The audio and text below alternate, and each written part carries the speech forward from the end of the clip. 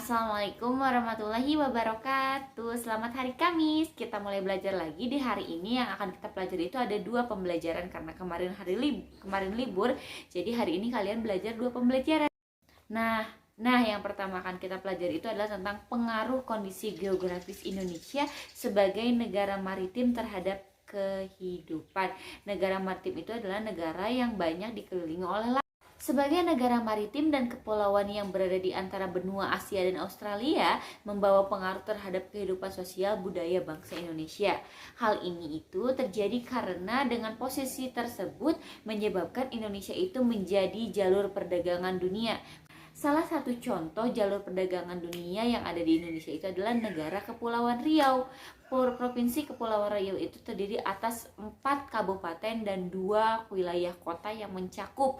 Ada Kota Tanjung Pinang, Kota Batam, Kabupaten Bintan, Kabupaten Karimun, Kabupaten Natuna, dan Kabupaten Lingga.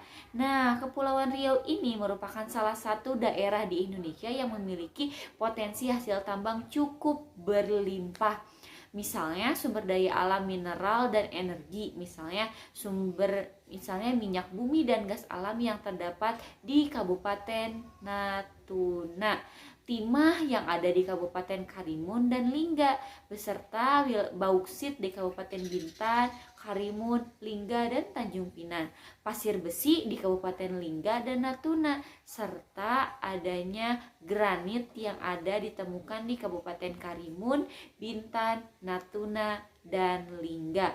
Ada juga pasir dan kuarsa yang ditemukan di Kabupaten Karimun dan Natuna.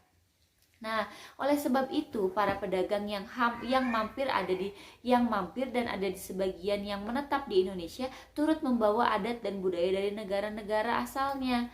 Lambat laun adat budaya yang dibawa tersebut akan berbaur, bercampur, bahkan melebur menjadi adat budaya asli Indonesia.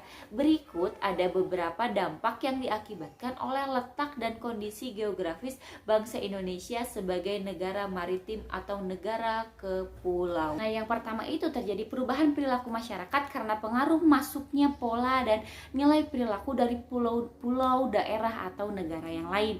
Yang kedua, munculnya perkampungan etnik tertentu seperti pecinan dan kampung Arab.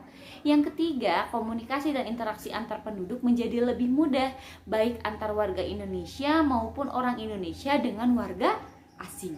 Yang keempat, terjadinya pembauran atau pencampuran atau peleburan nilai-nilai antar kepulauan dan negara itu ya, akibat dari adanya negara Indonesia negara maritim yang menyebabkan jadi jalur perdagangan dunia. Pun adanya dampak dari jalur perdagangan dunia, negara Indonesia juga dengan adanya pengaruh sosial budaya itu, negara Indonesia harus tetap berpedoman kepada nilai-nilai Pancasila.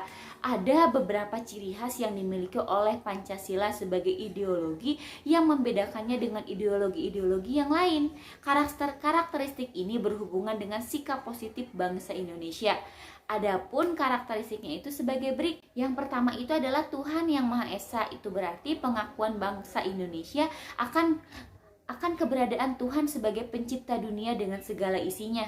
Oleh karena itu, sebagai umat yang percaya adanya Tuhan, maka dengan sendirinya kita harus taat kepada Tuhan Yang Maha. Yang kedua itu adalah penghargaan kepada sesama umat manusia, apapun suku, bangsa, dan bahasanya. Sebagai umat manusia, kita adalah sama di hadapan Tuhan Yang Maha Esa.